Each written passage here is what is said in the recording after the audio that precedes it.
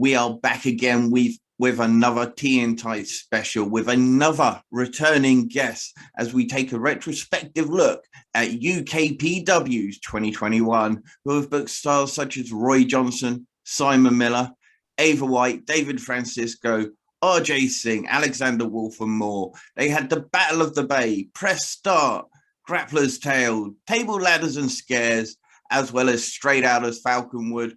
Our guest is one half of the UKPW management and ownership team. He is Alex Gilbert. Thank you for joining us. Oh, thank you for that amazing introduction. I couldn't have done that better than myself. So thank you so much. I do love to milk an intro these days. Well, it's pro wrestling. That's what we're going to do, surely. Yeah. You know, I'm still auditioning, technically. And of course, we are Tea and Tights, a Great British Wrestling podcast for Great British Wrestling, as featured on bodyslam.net, brought to you by Powered 4 TV. I am the host, the Great British Taku, Mr. Andrew Moore, Andy Two Most, and I'm joined as always by the Pro Wrestling T-shirt champion of the world, Big Daddy Dan. How are we doing? We are very, very well, thank you. We are jabbed. Good yes, man. number 3 is done. Yes, I had my booster today, so it is feeling kind of dead, but no ill effects. All good. I don't feel like I need to agree with everything the government is telling me quite yet. So I think they need another booster. Before we get into the major chunk of things, I've got to ask Dan. I might have missed it on a previous episode. Apologies. How many wrestling shirts do you have?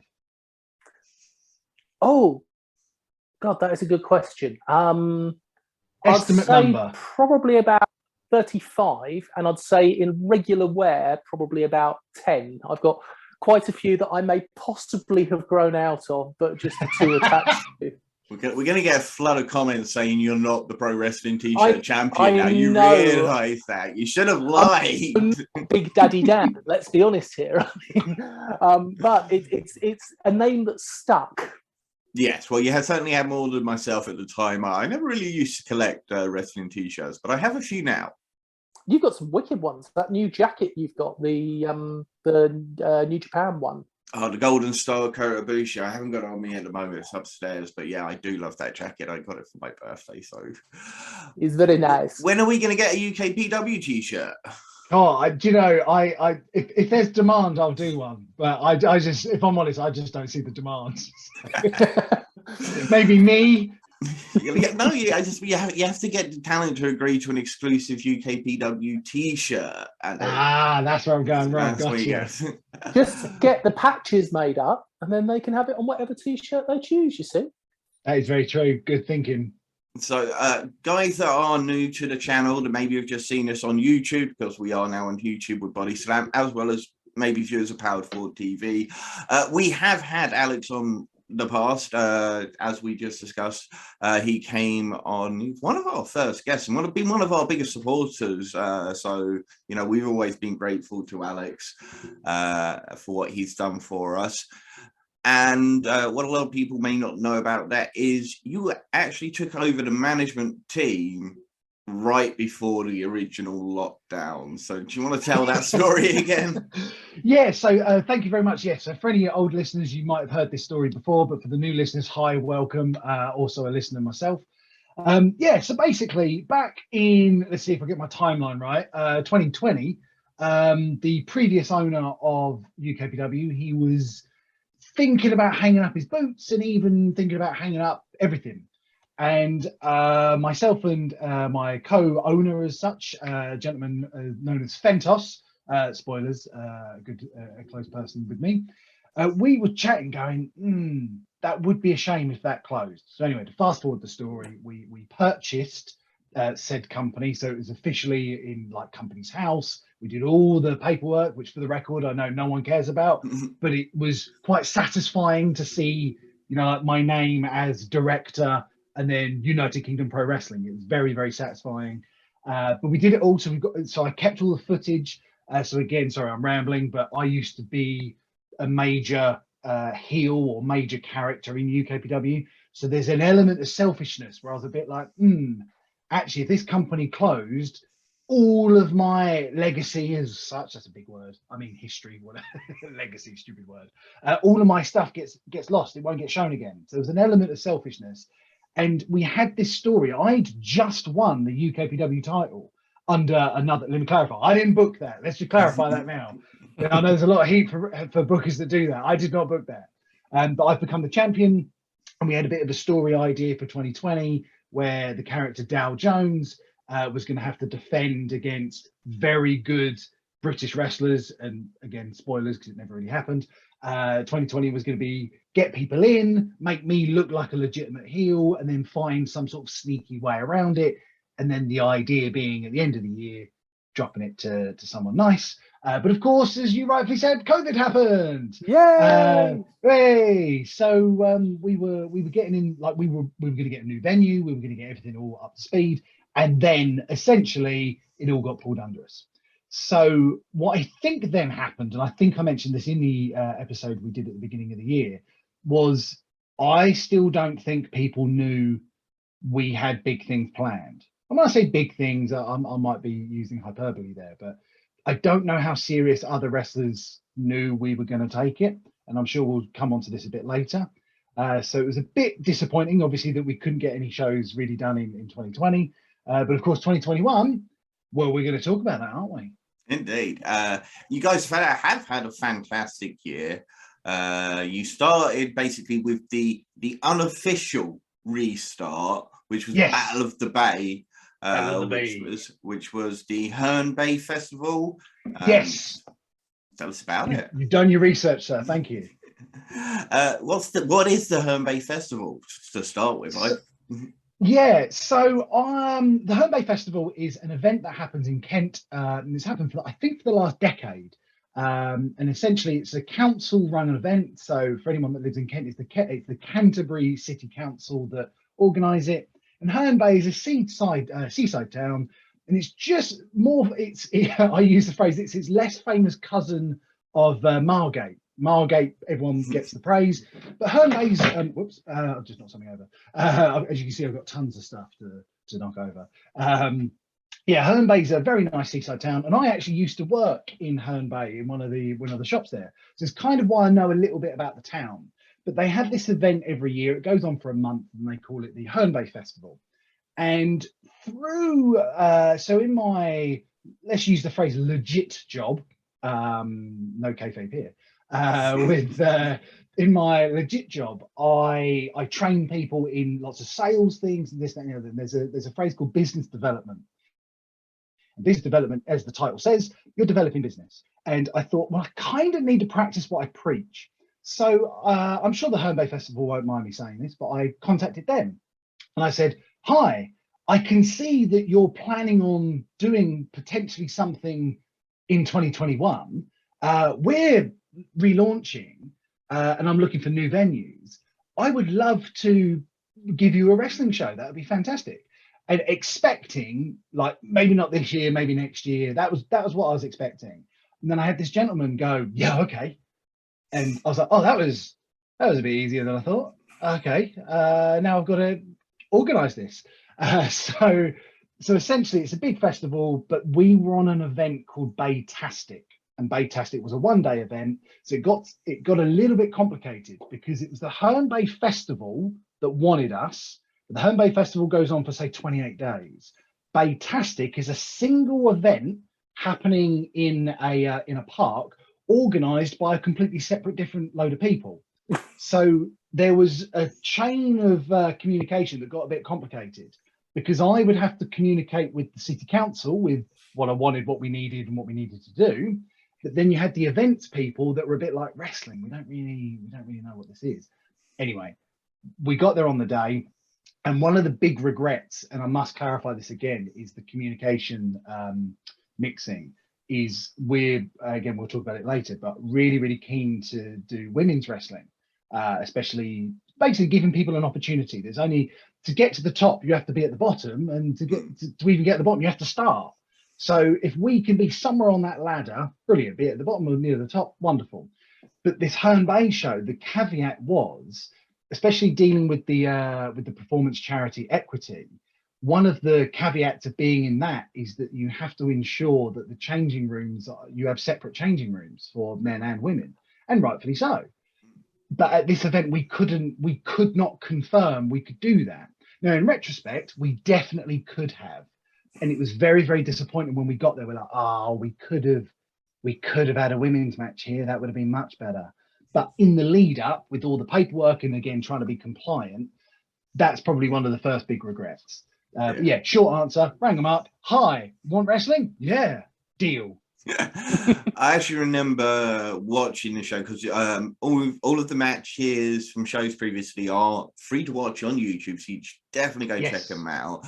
Oh, and you had a tournament running throughout, and I remember sitting there and you could see the crowd just continuously growing. Each and every video you were watching, you were just watching the crowd grow at the same time. So the amount of interest you pulled in from the first few matches all the way to the main was just amazing to see.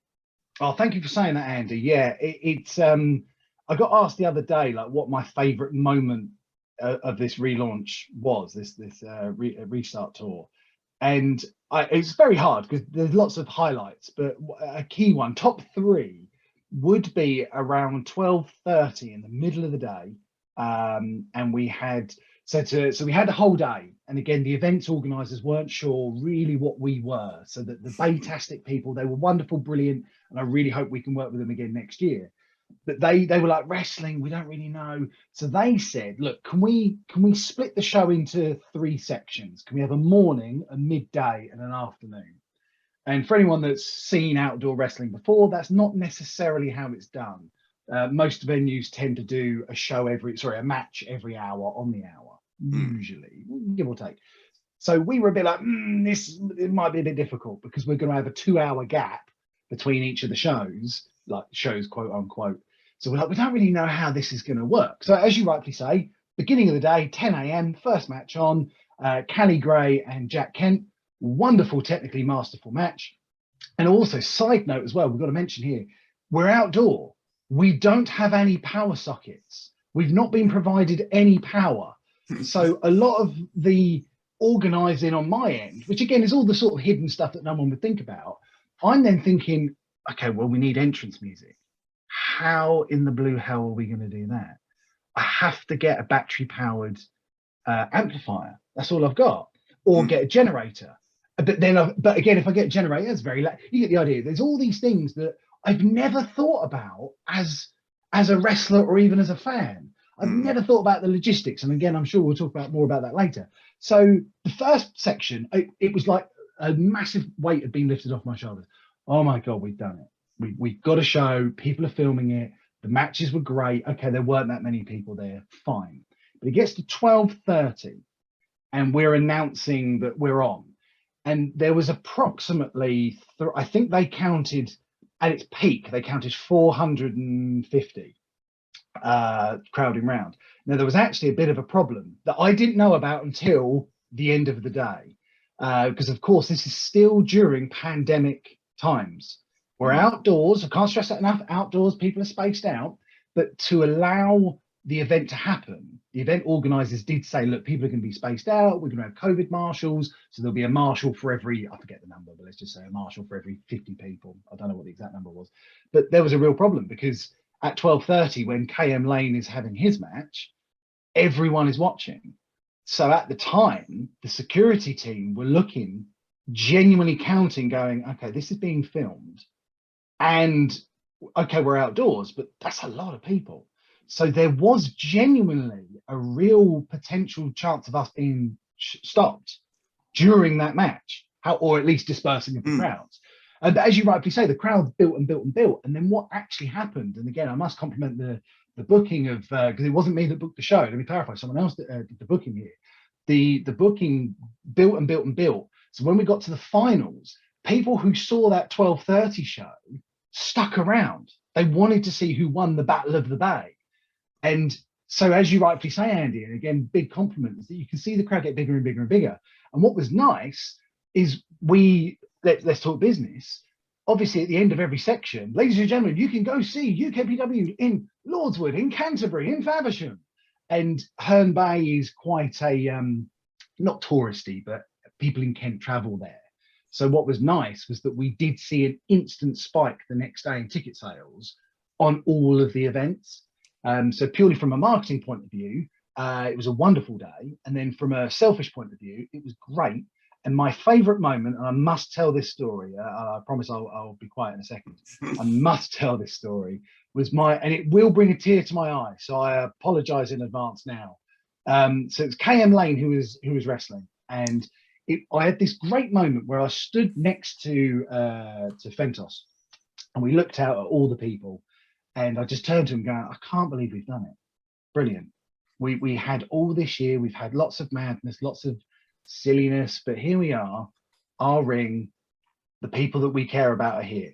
Brilliant, fantastic. And seeing new people from the Catch-22 school do such good wrestling in front of such a large crowd, it was like, yes, this was worth it. This was totally worth all the stress, all the aggro, totally worth it. I then walk around the corner and I see my mum and dad, who, for the record, my dad quite likes wrestling. My mum will never admit it, but she sort of does, but she can't watch me do it. So she knew that I wasn't wrestling at that time. So I was standing next to them, and then I said, "Oh, you were sitting down earlier. Why are you standing up?" And they go, "Oh, we've let these two people take our seats," and there's like a little bench. I said, "Oh, okay, cool." And they're like, "Oh, no, they're the grandparents of we think the wrestler in the ring." And I went, "Oh, which one?" Anyway, it was the grandparents of KM Lane. And I got talking to them. They were absolutely lovely, adorable people. Couldn't talk to them enough.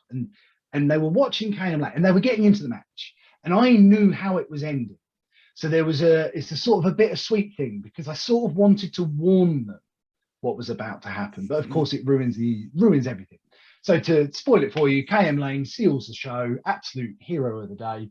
He does a big lion salt, does his big spinning wheel kick, gets the win, yay. And I had to take this photo, and I'll send it to you guys later, you might have seen it. But I had to take this picture because it was a moment I never got myself. So my grandparents were big wrestling fans, and it was just bad timing. An event got cancelled, and then my grandfather passed away, so we never got to see anything. Always sort of plays on my mind a little bit. However, seeing KM Lane's grandparents there and seeing him be the star of the show, there was a little bit of redemption there. Like, yes, this is worth it. So I took a picture, and it was KM Lane's grandmother just cheering, yes, he's won. And then comedically, I'm then going, oh no, I know what happens next. And there was a tiny bit of me that's like, oh my God, I need to stop what happens next, because we had this glorious moment. But the booking was Jack Kent gets really annoyed and then takes out his knee, and then progress the story. Will he be able to continue, that kind of thing?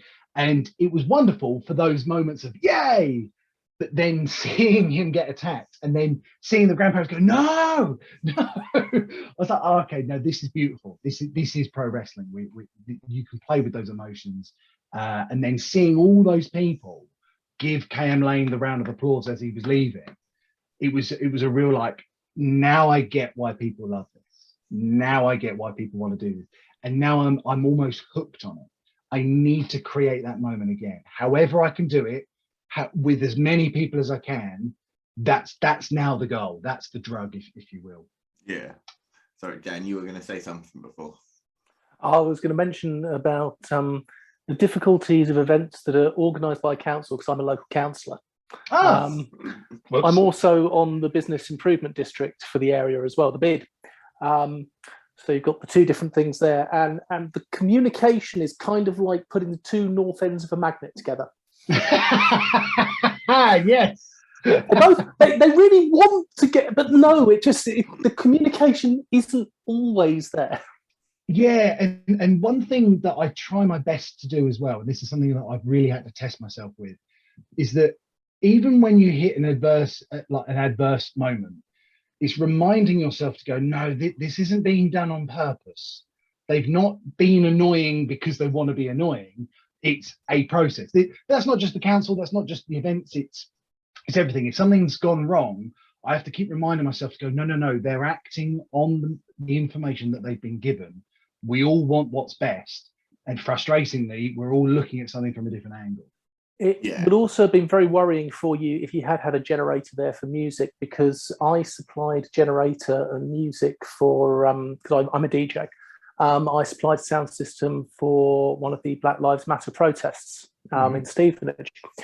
And we ended up with a significant number of people turned up for that, which was fantastic.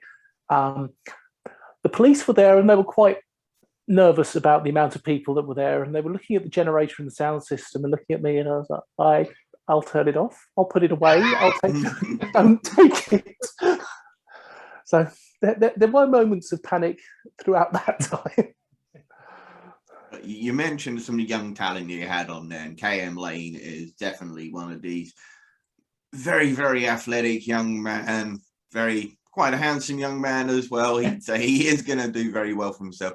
But the guy who would go on to win the tournament certainly was the kind of like the integral part of UKPW running throughout your shows, Mr. Alexander Roth, who came out in his Captain America uniform. The children absolutely loved that, for one. I love his entrance music, T.I. Bring 'Em Out. Absolutely one of my favorite tracks. But yeah, phenomenal young talent in Alexander Roth, and as you say, integral to everything that happened throughout UKPW. So this was him. I'll let you tell the story prior to what happened. Yes, so the idea of so firstly, Alexander Roth is constantly someone who I think of again as a motivator for why do I try and do this in the limited spare time that I have. As I'm sure everyone who might be listening to this, if you've got a full-time job, there's only so many hours in a day. If the majority of your day is putting food on your family's table, there's only so many hours where you can do something else. We're all passionate for pro wrestling. We all want what's best. And so Alexander Roth is an example that reminds me why I do and what, especially, again, I can't wait to talk about the team behind us. We do, because someone like Alexander Roth doesn't, in my opinion, he's not, he should be more well known. I don't understand why he's not more unknown, but it's a bit like you can't get perfection, but at least let's try and get some progress. So if I can run a show with him on it and making him look like a superstar, eventually someone's going to see him and eventually he'll get what he deserves. Obviously in a good way. That sounded really aggressive then, apologies. He'll get what he deserves. That was a bit Dow Jonesy. So sorry, with Alexander Roth, we needed to, so again, if we talk booking for anyone that's interested, we've had this 18-month gap where Dow Jones won the title in a very dodgy way off of Alexander Roth. So something that we were very keen to do is we didn't want to do, now I appreciate some promotions had to essentially press the restart button, literally let's restart. But we didn't have to do that. We're the same company, okay, it's a different owner, but we've got all this lineage where we can still have a bit of a story follow through. So we thought, right, this Roth story, it might not be as good as it could have been, but we need to keep going with it. So the Battle of the Bay was a perfect way to go, right, we can establish him on essentially day one as the guy.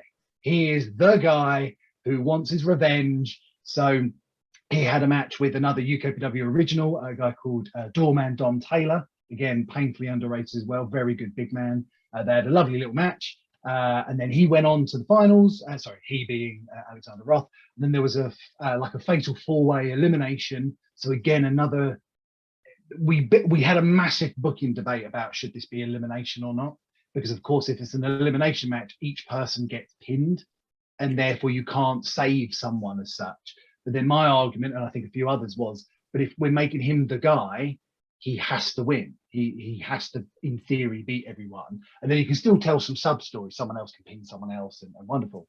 But essentially, yeah, as you rightfully described there, Andy, Roth comes out in his Captain America gear. I'm watching on the sidelines, and as he walks out and he's doing his thing, he gets mauled by all these children and all these families, and I'm loving it. But again, put yourself back in August 15th of this year.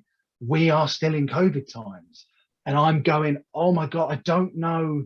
Should I be happy about this or should I be actually panicking? I don't know.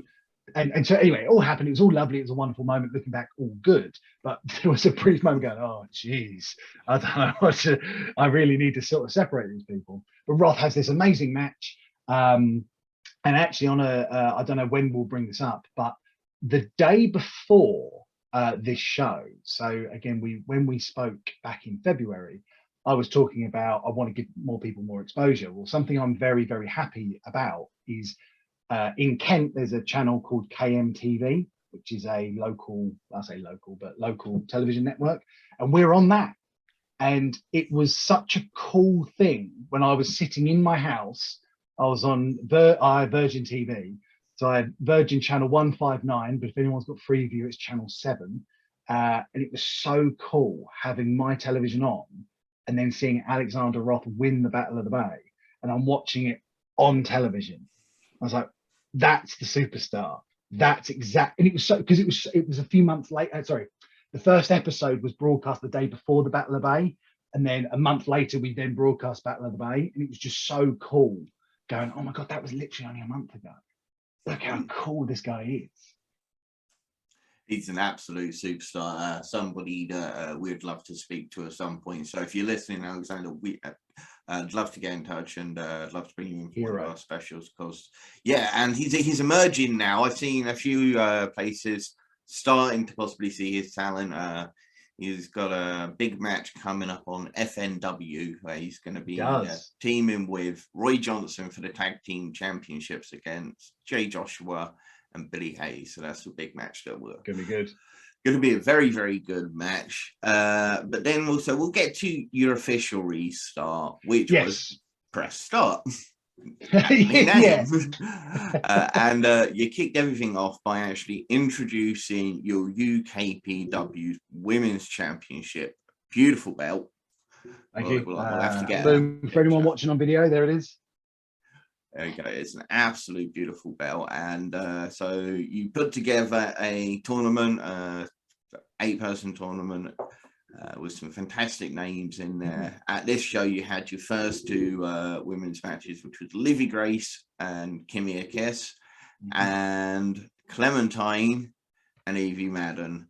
So, so tell us like the behind the scenes with bringing in that UKP women's and under who you were going to bring into the tournament and so forth. Yeah, so this is where again a lesson in how can I word it? We bearing in mind we still didn't know if there was going to be another lockdown, so that's always in the back of our minds. Is going, we want to. There was a real internal debate about how do you launch such a big belt, really, because we really want to make it a big deal. We don't want it to be a throwaway. Hey, here's the. We don't want to do that. If anything, I want to make it, well, basically the plan is to make that on the same level pegging as any of the other titles. So it's like, right, how do you do that? So we first debated, do you do some sort of big rumble and then someone wins it? You're like, okay, it works for one show. Okay, you can do the story. They beat 20 people in one match. Oh, it's amazing. But you don't learn about the person. So anyway, after a very lengthy discussion, the tournament was decided, and I think that was the right decision.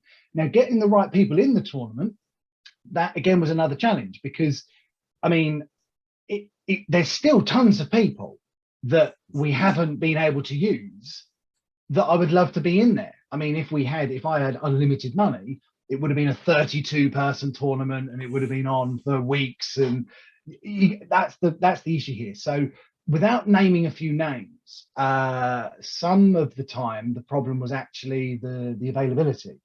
Are you available for these 3 shows? No. Are you available for 2 shows? Yes. Okay, yeah, right. Okay, at least we can tell that story. Okay, are you available for 3 shows? No. Okay, right. And then what was nice though is that most people were. I'm exaggerating sort of the story there. There was a couple of occasions where the dates just didn't line up, so they couldn't enter the tournament. Because that was the other thing as well. You don't want to necessarily make someone lose who you might do something with in the future in the super long run. So again, without naming names, there's a few people that we were like, oh yeah, you'd be good. Are you available? No, can't do that date, but I can do. And in our case, it'd be like your 3rd show. So, that would be great, but we're kind of doing this tournament story, so we can't. And so what's been really difficult and a real learning curve for me is, and probably like the story I've just told, there might be some people listening going, oh, that sounds a bit aggressive or a bit mean, but I want everyone on the show. Like we really do. But there are only so many matches and there are only so many slots. So yeah, coming back to Lordswood, this was really difficult because I'm a fan of all four of those people. And so then it becomes a question of, well, who do you lose? Who do you win? And then that became real challenging because each one of them you go, right, okay, well, with Kimmy, we've got some UKPW history there. Livy, wonderful person, and absolutely, my wife adores her. She was so nice on that day. Then you've got Evie Madden, again, wonderful story, great work ethic. Then you've got Clementine again, absolutely wonderful. Okay, who do you get through? So that became a lot of the discussions. So again, peeling away the curtain a bit too much, maybe. We knew that Clementine wants to do more stuff as the BDSM team. So you go, okay, yeah, fine. That's a slightly easier decision now. Cool. And then with everyone else, it becomes then, right, okay, well, what's the next match? Logical, like heel face, all that kind of good stuff. But if we talk personalities, though, it was such a rewarding day because rewarding and stressful. Let me just sidebar very quickly. As you say, it was the first show that we were running, and it was the first show where we had booked a venue, and it was the first show, proper show from start to finish. And bearing in mind so the wrestling ring lives in my house, all in bits. So down in my garage is a 1-ton ring or however heavy it is. Then over in Fentos's house is the trussing system that we've used, tons and tons of trussing. So you have 2 stops before you even go anywhere. So we get the van, we get the things, we pile it all in. Of course, this is the first proper time we're doing all of it. So what we've now like got a smooth running of, at the time we didn't. So it was incredibly stressful getting a van at 7 a.m. and then me going, I don't really want to be loading a van up around my neighbours at 7:15 in the morning with a wrestling ring. So then I've got all the other guys going, but come on, we need the time. And it's like, I know, but I have to live with these people. So I definitely was a bad guy with quite a few of the ring crew. Eventually we get it all in van, it's wonderful. We get to the venue, brilliant. We start loading everything up. And again, it's the first time that people have seen our gear. So what was quite nice was that there were a lot of original UKPW people, and there were a lot of new people that have actually never met me. They've only ever done this. And I think a lot of them sort of looked me up and down and went, okay, he's a little bit fat. I hide it well. I like to think so. But anyway, sorry. So it was a great day. But then I think what a lot of people did, they walked in and they went, okay, this is better than I expected. Now, I think people would never tell me that to my face. Okay, some people would, but I think a lot of people were quite polite, and but in a good way. They were like, "Wow, okay, I didn't know you had a lighting rig. Oh, I didn't know actually you owned the ring. I didn't realize that you had invested in the stuff." What was quite nice was wrestlers would get in the ring and they'd think, "Oh, okay, how shoddy is this ring?" And then they bump it and they go, "Oh, actually, that's probably one of the better ones." And it's quite nice. Ring, Alex? Sorry? How big's your ring, Alex? Yeah, let's not go into this. You've got the 14 square, haven't you, isn't it? Yeah. Yes, yeah. I know Dan was going down a dirty route there. But I like how Andy brought us back on track.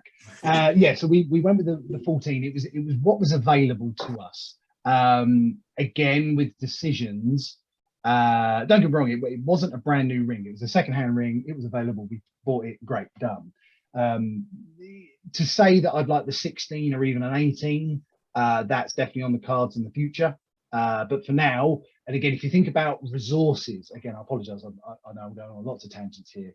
But something that I think I do need to say is that everyone wants what's best, but it's also the resources. So something I would love to talk about. Again, if you think the promoting side's boring, we can move on, Jeff. No. No, Oh, no, fine. no. Okay, cool. think I appreciate. promoting is something a lot of people, as you say, they don't really know too much about. So actually opening that door, because I'm sure there's more than a few people out there who think, "Oh, I could do that," and they're probably Yeah. now sitting there going, "Oh, actually, I'm not sure I could do that." Yeah, I was definitely one of those people that would look at a wrestling show going, I can definitely do this. But now I understand the whole picture. So let's just throw a random number out there. Okay, so these are just random numbers. These aren't UKPW numbers. These are just random numbers, just to help understand how quickly that money disappears. Yeah. So let's say you start with £1,000. Well, firstly, you got to book the venue. Well, then once you book the venue, how many hours do you need it for? What licenses might you need? So let's say the venue is going to be nice to you and say they go, actually, you can have the venue all day. That'll be £400. Okay, great. There goes 40% of my money. Yeah. I haven't even booked any wrestlers yet. Okay, right. Now I need a ring.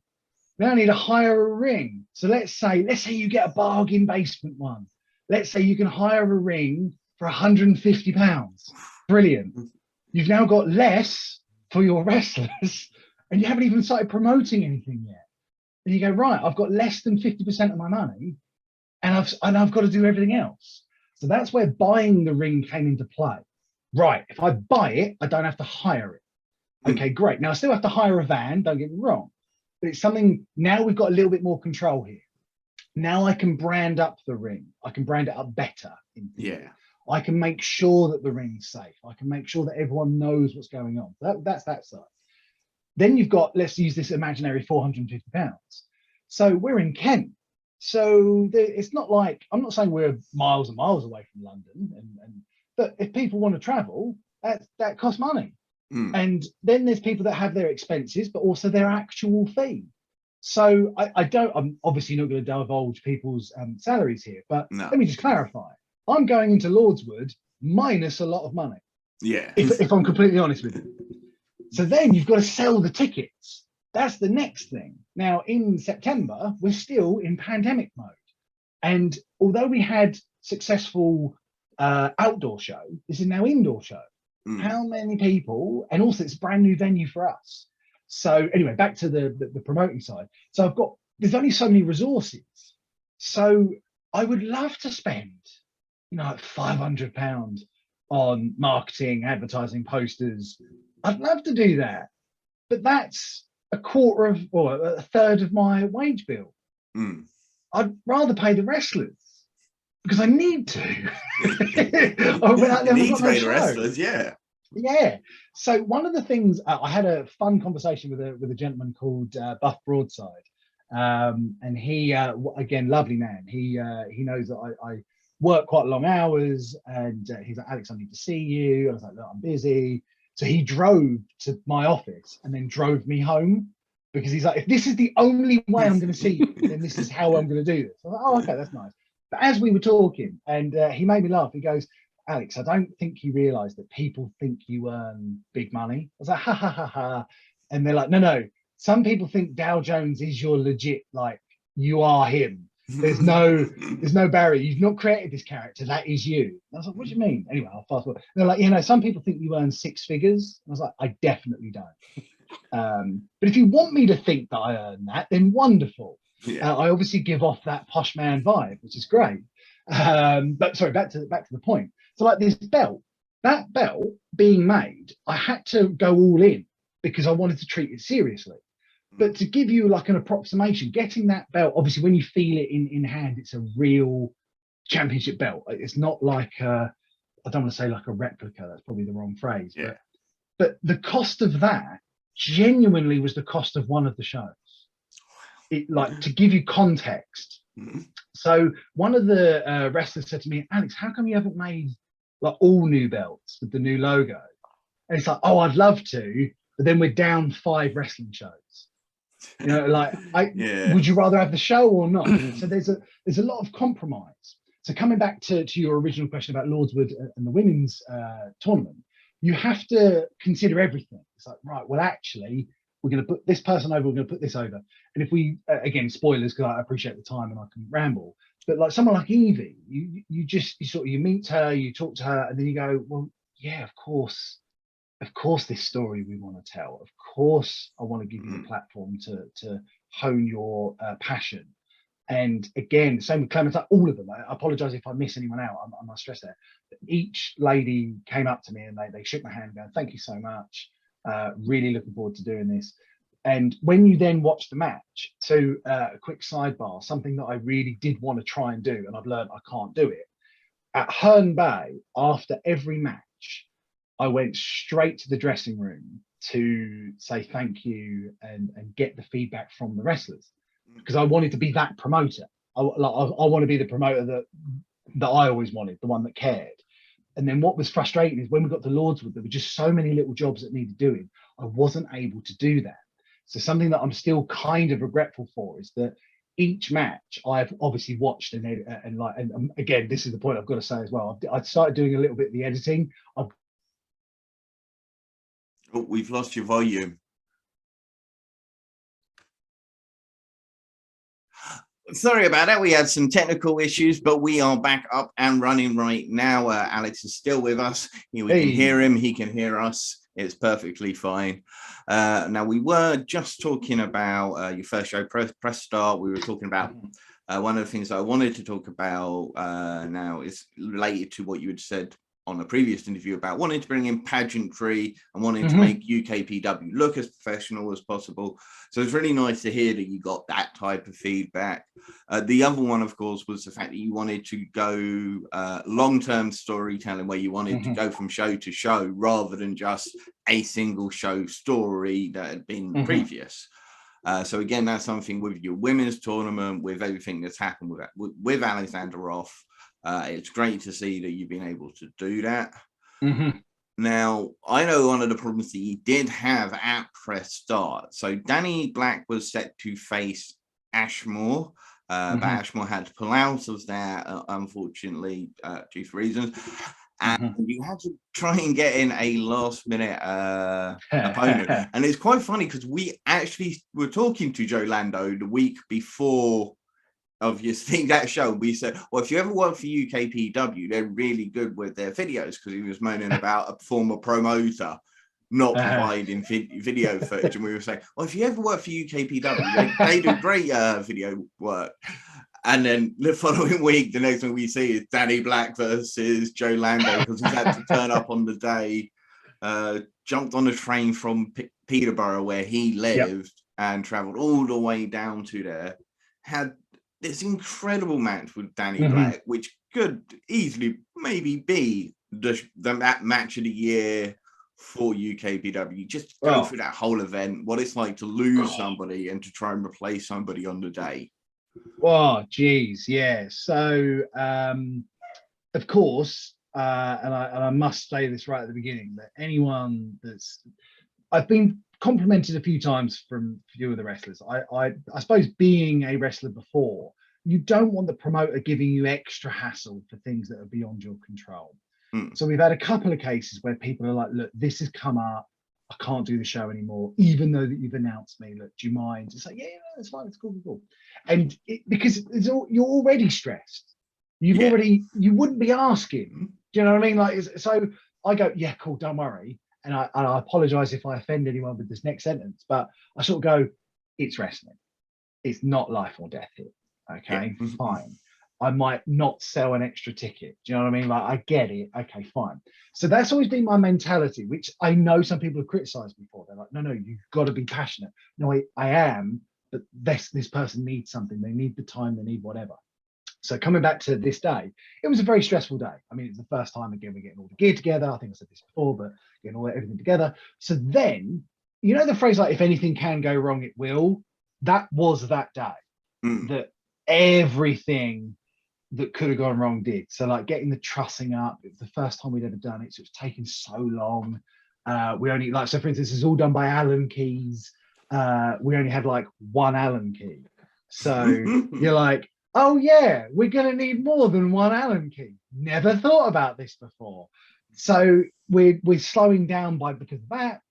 We wanted to do a training seminar beforehand, but of course, then you get thrown these wild cards that blah, blah, blah, can't make it. This person can't make it anymore. So then I get the message saying, look, Alex, I'm so sorry. I just can't make it. Fine. And again, I mean, there's a bajillion, that meme, like everything is fine meme, where everything's on fire around them. That's how I felt, where I was just sort of like drinking tea, going, everything's fine. Everything's just burning around. It really felt like that day. So having that message was like the icing on the cake. Okay, fine. Our main event can't happen. And I mentioned earlier, we had our KMTV television show. We were trying to build to that match. We wanted Danny Black, who wrestled for us a couple of years ago, and then we had Kyle Ashmore. We were going to build up as our super duper heel. So we'd actually put like TV time into it. But of course, Ashmore couldn't make it. So initially I'm like, oh no. But again, I stand by my comment of, at the end of the day, fine. He needed the time. He needs to do that great, wonderful. And we chatted the other day. Great to see him doing some amazing stuff. Just so happened on the day that we were running a show, things happen. So you move on. So I then said to Danny Black, he was the first person I had to contact. Just to let you know, when you get here, I might be a bit busy, but Ashmore can't make it. Who would you like to go against last minute? So I sent him that question. So I then announced it to our crew of people who I've still not been able to shout out yet. I basically go, just let everyone know, Ashmore's not going to be here. We need to get our thinking caps on and what our options are. Now, instantly, there's a few backups. So I suppose this is the perfect time to talk about our crew, because the real heroes of the relaunch of UKPW have been the people that have been working closest with me. So you have Fentos. So default one, chuck Fentos in a match. You know what I mean? Like, great. Our backup is the dude running the show. Great. Super worst case scenario, if we were really screwed, you had myself. Although I was in a segment, I weren't in a match. Now, something I will want to say publicly now is one thing I have got through all of this is you see so many talented people that are trying to get their foot in the door. I feel guilty taking up a slot. I'm sort of like, I actually quite enjoy the promotion side. You don't need me clogging up the show. So that's been sort of a part of the journey, or even coming to terms, going, actually, my power is somewhere else. Let's do something else, but we'll talk about that later. So that was an option, worst case scenario. Good close friend of mine, a guy called The Nail, that's been around a while. Again, he was an option that we could go to. However, Danny Black got back to me and said, look, Joe Lando's available. And as soon as I read it, I went, yep, done, no brainer, we're doing that, cool, don't care how much, don't care. I mean, when he listens back to this, he's going to go, oh, I could have got loads of money out of him. But because it was so last minute, I was like, oh my God, that sounds amazing. Because the reason why I wanted that original match was because I could see it in my head being brilliant. And then I saw me in the match going, this isn't going to be brilliant. And then seeing the name Joe Lando opposite Danny Black, you go, oh my God, that's going to be amazing. Now, what did cross my mind, though, was that the live audience, our audience, who are, I would say, 70% local, friendly family type people, 20 to 30% maybe some people that have followed wrestling in general. The big fear was they don't know who he is. And there's going to be not a problem, but one of the things I love about that match, so to get to the point, is when Joe Lando arrives, we're literally about to start the show. I had to look him dead in the eyes and go, thank you so much. I wish I could say more, but thank you so much. I can't wait to see the match. Big fan of your work. Seen all the, like, trying to get it all out really, really quickly. And then I had to go and do other bits. So in the back of my mind, I'm going, this guy saved me, and I haven't even been able to show my gratitude to him yet.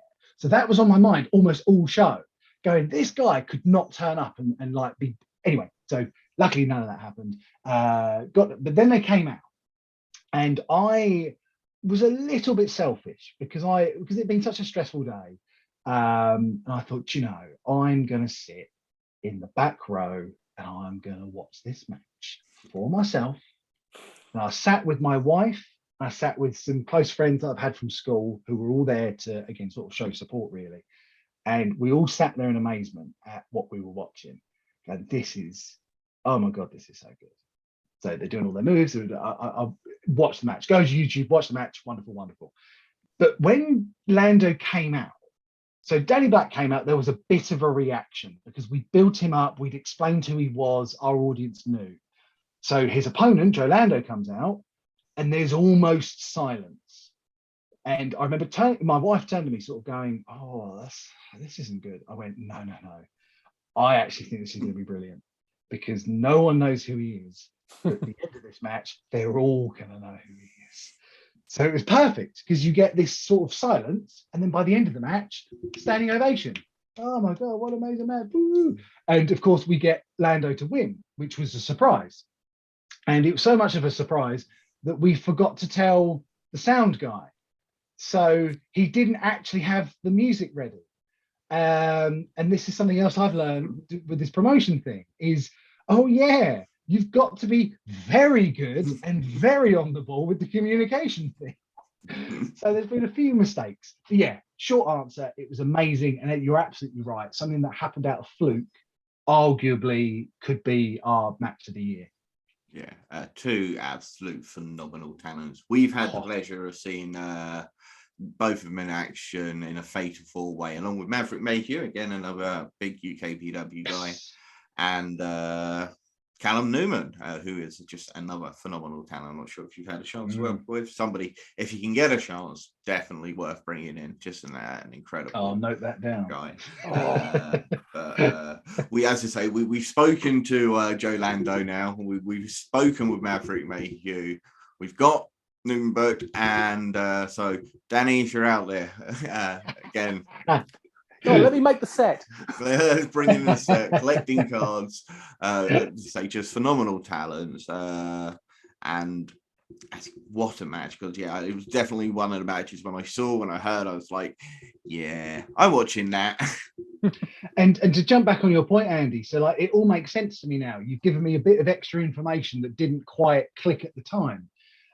So we have an internal like Facebook group of all the UKPW talent. So something you referred to earlier, for again the listeners that might not have listened to the first interview, was one of the ways that I got booked. If I'm completely honest, it's definitely not because of my wrestling skill, but it's because of that I did a lot of videos. I like the video thing. It's how you're going to get better. It's how people are going to discover you. So I was big on video, and so it's a core value to me is the media. And coming back to your point about presentation, it's a core value of mine is that I think every single, and I'll say this 2 times so we can quote this and people know what I really mean it.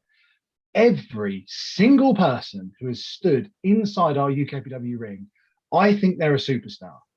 I really do. Every single person, I look at them and I go, God, you're my hero. You're so good. I cannot wait to see what the match is. If it's finishing the match, I'm like, that was so good. I really enjoyed that. And thank you so much. And I mean that to every single person. If I'm lucky that they're watching this, I genuinely mean that. Every match I've loved for lots of different reasons. So presentation's big for me because you see people do these amazing matches and they are amazing. If you're a wrestling fan, you know what you're looking for. But if you're a casual fan, you don't know what you're looking for. And it kind of helps if it looks cool. And one thing I liked about the Lordswood show is that we were able to get the lighting nearly right. We're still working on it, but it was darker, but the lights were on the ring. And so all those matches, especially the ladies' matches as well, it really made them look like they look like superstars. I would pay to see them. And that's kind of what we're going for. So coming back to the Joe Lando thing, the reason why that match is quite cool for me was that I think everyone assumed that Danny Black was going to win, and then Lando wins. And then Lando, one of my favorite poses is he's standing on the middle rope, just looking out at the audience. And with the Ollie Sandler who did the photo, you just go, that's a superstar.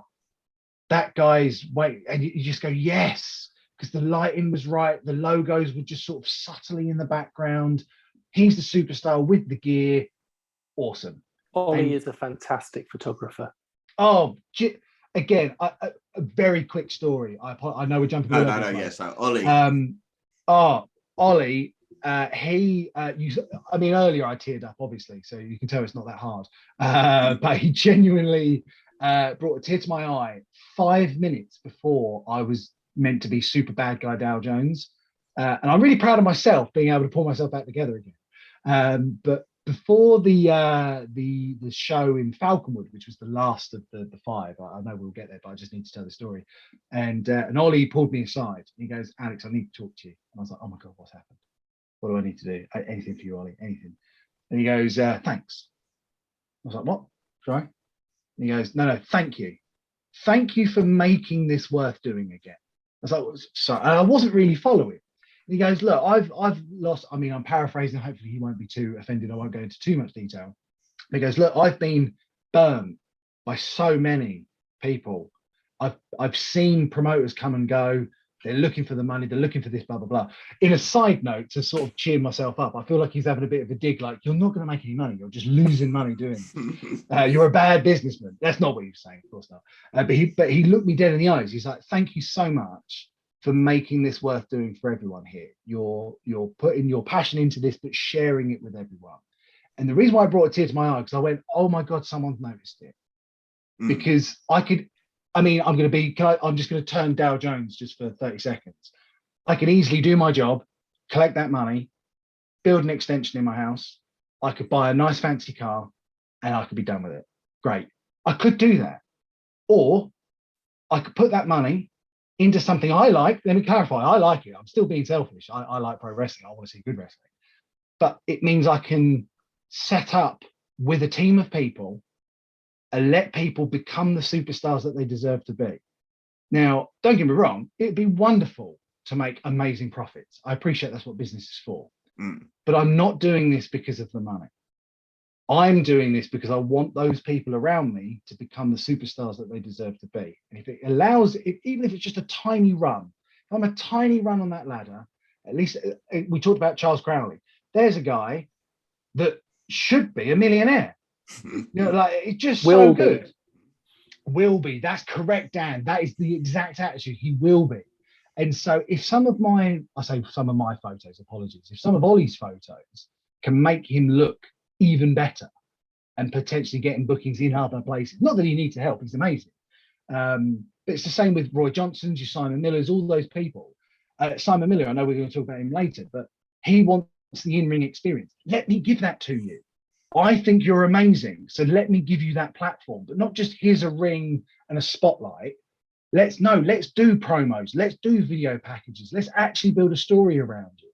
And so that's so coming back to your original point, Andy, that's what's been really fun about doing these shows, is trying to build a longer term story to go, right, okay, Evie Madden, she's trying to win the women's championship, but she's winning with brilliant wrestling skills. We've built her master key lock hold. She puts that on, you're tapping out. So now when she goes for that hold, our audience goes, oh, it could be over. And that's what you want. That's what I want anyway. I might be a bit selfish here. And when you have the commentators explaining that, then the people at home, that's the other side we haven't talked about enough yet, is when you get the video crew. So we've got, again, a close friend of mine, Amraj, that's been, we've got some B-roll footage I cannot wait to share with some of it snuck through on social media, which again, I'm totally cool with. I'm rambling on the second point, but with Lando, he was so thankful for the footage that I just said, yeah, like we go, it's yours.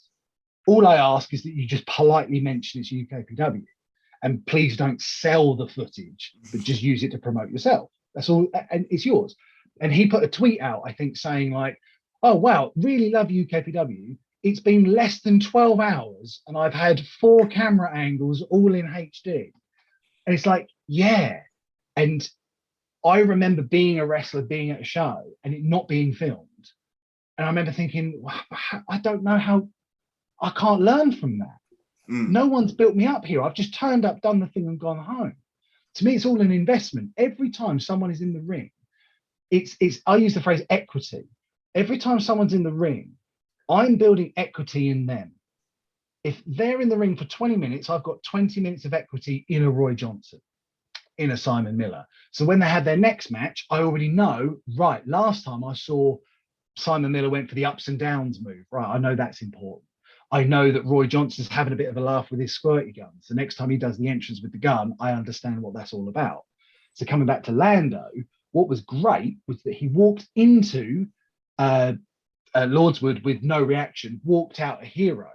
Then when we did our Canterbury show, again, ironically, Lando was another sort of semi-last minute replacement. Alexander Roth was genuinely hurt, and me and Roth had a few cross words. He was very nice, let me clarify, but I didn't like that he clearly hurt. He'll tell you that he was fine, and I appreciate that, but you could see it that he just wasn't. He had a okay. lung, didn't he, at the time? Yeah, and that was running through your first show. Yes. So he'd been dealing with that for quite some time, and he had to bring in his own surrogate in Joe Lando for your next show. Yes. And he faced off against Dow Jones, brought in mercenary Bullet. Oh, and there's another guy that's a superstar waiting to be discovered. So one of the things that I've absolutely loved about this whole UKPW thing is I don't know enough people. I really don't. And this goes back to the women's division as well. I don't know enough people. So a lot of it's becoming on recommendations. Oh, I really recommend this person. I really recommend this person. And it's frustrating because it's that phrase nepotism. And I'm always conscious of this, where people are going, oh, you're only giving jobs to people that you like. I'm only giving jobs to people that I can trust. Because at the moment, we're still trying to set this up. Yeah. And to do a throwback to the old episode that we did, one of my goals I said to you down this camera was UKPW I always felt was quite good, but no one really knew it existed. And one of the goals is I wanted wrestlers to come to us, like, hi, I want to wrestle for you. It's been wonderful because since our show in Lordswood, when people looked, and I think people looked and they went, whoa, something cool is going on over there. That's interesting. I want to be a part of it. So I keep getting messages, probably, to give you a real number, probably 2 messages a day from a random, it could be a random wrestler I've never met before, or a wrestler I haven't spoken to in 5 years. And they'll be like, hi, really like what you're doing. Would you book me? And my honest answer is, I would love to. I just don't have enough shows. Yet, correct. Yes, Andy, can you be on the team? I like this motivational, like, yet. Good thinking. So tick on like the goals achieved. Now wrestlers are looking at us going, yeah, I want to be a part of that. Yeah. And I want them to be a part, but again, it's a money issue. But we will get there. Anyway, I'll stop talking. Long story short, videos are important, production is important, and I love the whole team that are around me helping us do that. Okay, very quickly, one recommendation from each of us of a young up-and-comer for you to book.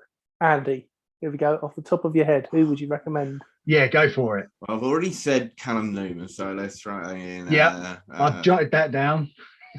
Leon Slater is a northern talent. So obviously around where I am at the moment, and I just caught him at a show very recently for Prime Wrestling Entertainment.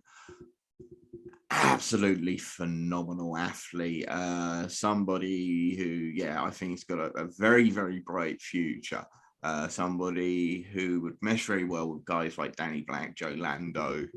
But there's just so many great guys. I mean, you've had Connor Mills on a UKPW show before. Yes, I would like to get Mills back. That would be good.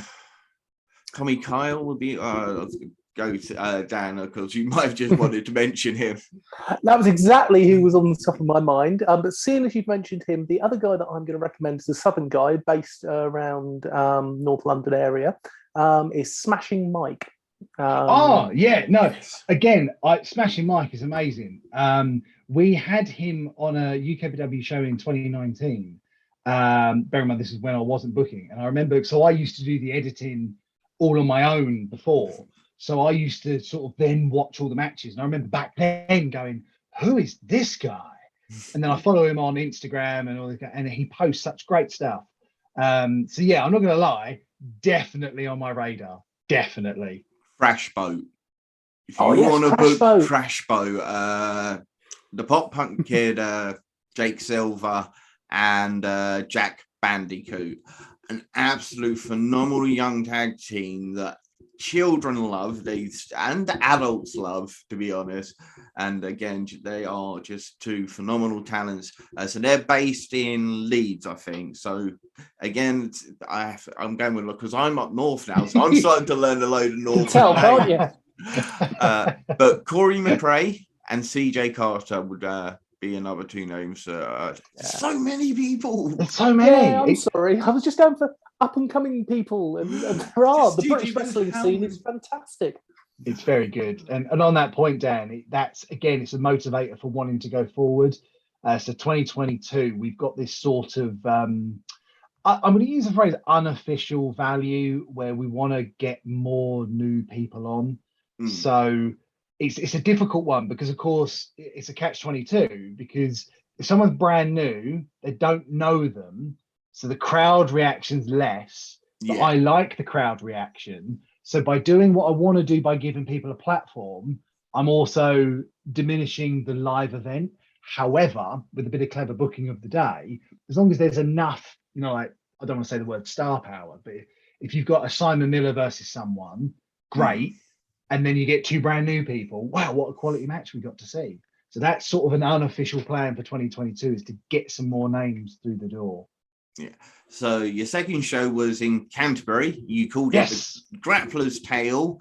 Do you want to tell the American fans why you called it Grappler's Tale in Canterbury? Or do you think they should know?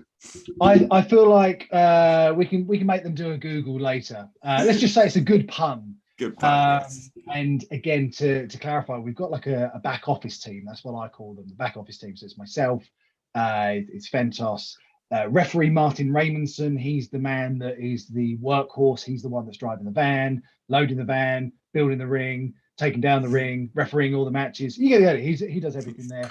Our ring announcer, Mr. Dave O'Connor, again, a longtime friend of mine, who also does the presenting of our TV show. So it's quite nice that we're building Dave as a bit of a, again, we talked about this on your show last time. He's the master of ceremonies. Yeah. So he has almost like the bit of the power to explain to everyone who the good guy is and who the bad guy is. He's been, again, an absolute godsend. We mentioned the Nail earlier again, top guy. And then lastly, in the sort of like back office, the original set of the back office team was a gentleman named Lou. And Lou, again, is a friend of mine for a long time, but he's been doing all our graphics, been a godsend for me with all the video editing. And again, if I had to pick an actual top moment, and it would be from Canterbury. So for full clarity, I studied at Canterbury, so I went to university at Canterbury. I'm always going to be a little bit biased to Canterbury. And there was this venue that sort of, it's near the town centre, but it's not quite in the town centre, but it's pretty close. And I remember contacting them and going, hi, would you be interested? They said, yes, wonderful. But at the end of the day, it's like a scout hut. That's a bit of a, I'm being a bit harsh on the venue because it is a little bit more than that. But essentially, imagine a scout hut, but a bit bigger. It's a very big hall and it's got a lot of chairs. But what else can you do with it? Well, we're going to put pro wrestling in there. That's what we're going to do. We're going to make this feel. And I think that is my favorite event because I think we got a taste of the audience that I think exists. And again, we talked about this briefly before, so apologies to go down the booking, the promote side. But you get what I call internet audiences. You get your, I suppose people like to use the phrase smart. I don't really like that, but you get those kind of people. Yeah, I don't like that word. Yeah, right. So you've got you guys. And to be honest, that's me. You know what I mean? Like that is me. I'm that guy. And I'm like, right, but I also know that the family will watch good wrestling. They want to see a story. But just because the guy can do, like, let's use two examples. Like, I got booked because I could do character work. Great. I can do the absolute, he's a banker, we don't like him. I said banker with a B, by the way. Yeah. He's a banker, we don't like him. But I could get a reaction from doing a sidewalk slam, but someone else could do a tilt-a-whirl slam, as an example, which is a very quick analogy. But it's still telling the same story, just with cooler looking moves. So I still think, we can bridge this gap here. That we can have, like, I was a big fan of, I know a lot of people aren't so keen, but I really liked that new gen WWF era. I liked it. That's when I grew up. Watch it. So to me, like 1, 2, 3 Kid, that kind of like Owen Hart 1, 2, 3 Kid at King of the Ring is one of the greatest short matches you'll ever see. And I remember as a kid going, wow, what did I just watch? If anyone gets a chance, it's literally 4 minutes. You won't miss out. It's a fantastic short match. But I remember going, these guys are better than everyone else as a kid. So anyway, coming back to Canterbury, we definitely had a 50-50 of internet crowd and families, and it was brilliant. So to give you that example, was that in the beginning, you had Dave going, ladies and gentlemen, the following one fall, and you had like 3 people go, one fall. But by the 3rd and 4th match, it was getting louder. And by the 7th match, which was Simon Miller versus David Francisco, by that match, everyone had warmed up. Every match had done its job. So when Dave's doing the announcement of the main event, and this match is scheduled for 1 fall, everyone 1 fall, including the children. Yeah. It's like, yes, this is what I was looking for. This is it. Because I've got the internet people that are like, yeah, we really like Simon Miller. Oh, I like Miller, blah, blah, blah, blah. But actually, David Francisco, the way he behaved and the way he came to the ring, the families could get behind this kind of character. And I'm going to share maybe a trade secret. I don't know. This is a controversial opinion of mine. But I had a revelation during the sort of like COVID period, because sorry to bring her up again, my mum got really into football. Always a casual football fan, but she got really into football. Now, we're casual West Ham fans. You can probably see just behind me here this. Hey, Lions. So we're casual fans. Now, I am super casual. Like, yeah, sorry, everyone. I've just alienated all of your audience. No, West Ham are greatest. So I'm a casual fan, and I'll only really watch West Ham at best. And even then, I'm an F1 guy, but that's a different story. But my mum got so into football. She was watching, I forget what game, I'm just going to say Man United, Man City. That's what I'm going to say. It's not that game, but I'm just going to say that. And I said to her, so you watched 2 teams that you don't care about? And she's like, no, I watched 2 teams play football at the peak of the sport. And I loved it. Yeah. And it clicked. And I went, oh my God, that's what I want to do, but with pro wrestling. Because I keep getting criticized by people going, no, it's a face versus a face. And I go, no, I get it. But all the other matches are clear-cut face heel. But actually, who will win between Simon Miller and David Francisco? Power versus technique. I want to sit back and enjoy pro wrestling. I don't have to be cheering someone. I don't have to be booing someone. I just need to be entertained by what's going on. And they delivered exactly what I wanted. And the audience, round of applause at the end. There's been countless occasions, but that one in particular. But right at the beginning of the show was my favorite moment with my good friend Lou. Show starts. My good friend Dave is in the ring. Hello, everyone, and welcome to Canterbury. Yay. Martin was referee. Martin was the best man at my wedding. I've got my wife helping out at the show. Dave's wife is helping out at the show. We've got Fentos, close family member, doing the sound. I then walk in, we've had my, again, close friend Joey doing lots of bits there. I then stand next to Lou, this is literally as the show starting. And Lou turns to me and goes, well done, mate, you did this. And I turned to him and I sort of was like, oh, thank you. No, I didn't do this. We did this. And then I filmed from my angle right in the corner. So we had our entranceway, which I think looked really nice. Panned across, the lighting looked really good, in my opinion. Again, let me clarify, everything is in my opinion here. We had an audience surrounding the ring, so 100 people surrounding the ring. And in the middle was the ring with 2 of my best friends in the ring doing their thing. And I just sort of stood back and then obviously looked at the audience going, yep, it's about 50-50 here, internet people and families. And I remember thinking, cool, we have done this. We're going to try and do this again. And it was I know it's not a spectacular story. There's no sort of punchline, but looking at everything with the big view when we've done it. This is what I wanted. A show that anyone and everyone can enjoy. Everyone can get behind the characters. There'll be quality wrestling. There'll be quality pantomime. There was hard-hitting matches. There was technical matches. There was high-flying matches. There was storytelling. You name it, it was there. And I remember at the end of the day going, cool, I can't wait to do that again. Just Yeah. quickly, as soon as you've mentioned him, I'd like to give a big shout out to Lou for the editing of your shows, because Oh, yes. the quality of the editing is noticeable. It is fantastic. So big shout out to Lou. Oh, thank you so much, Dan, for saying that. I don't, again, talking about promotion side of things. So I was a one-man band. And again, I'm going to share a quote with you that I shared with all the guys in Falconwood. And it's stuck with me. And it's the phrase, "You can't make pro wrestling on your own." And it's stuck with me. And it's actually in some ways been a detriment as well. Now, I appreciate the time, so I'll try and speed this one up. But I'm big on collaboration because of that theory. You cannot make it on your own because you have to have an opponent. You have to. So already you have to collaborate with someone.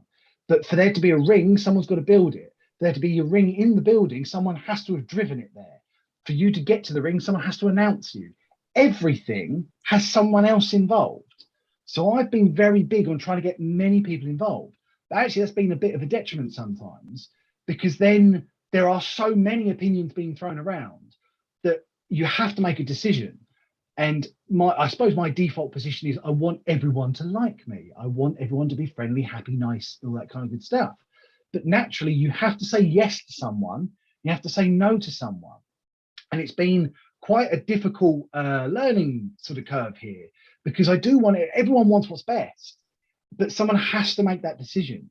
And sadly for me, most of the time it's been me. And I sort of have to wear that hat where I go, oh, I've really upset this person. I really don't want to do that. I know they meant well, or they've done a really good job, but there's so many other factors. Again, wrestlers not being able to turn up, future bookings, there's all these other booking decisions. So my regret in some ways is actually being almost too collaborative. Where it's like, actually, I don't know for those of you that work in businesses, but there's a reason why there's usually one person in charge, not a board of directors necessarily. So that's probably my biggest learning curve, and I'm still trying to get there as we go. Yeah. But yes, Lou is amazing.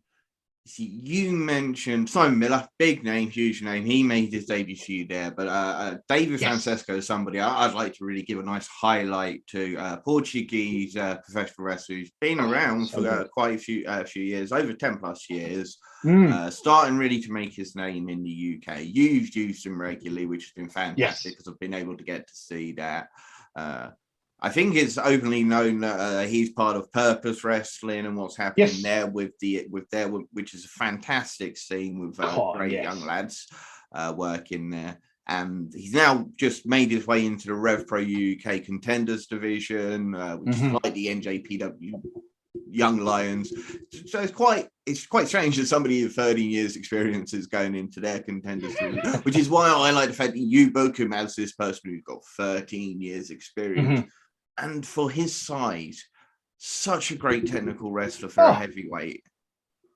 Yeah, absolutely. I mean, something that doesn't get mentioned enough, but then maybe because it's sort of like a backhanded compliment to Mr. Francisco. But when I was legitimately trying to become a legitimately good wrestler, Francisco was one of the people that helped me learn many, many things. And I'll always remember, I don't think I ever told him this story. There was a seminar that Mr. Osprey was running.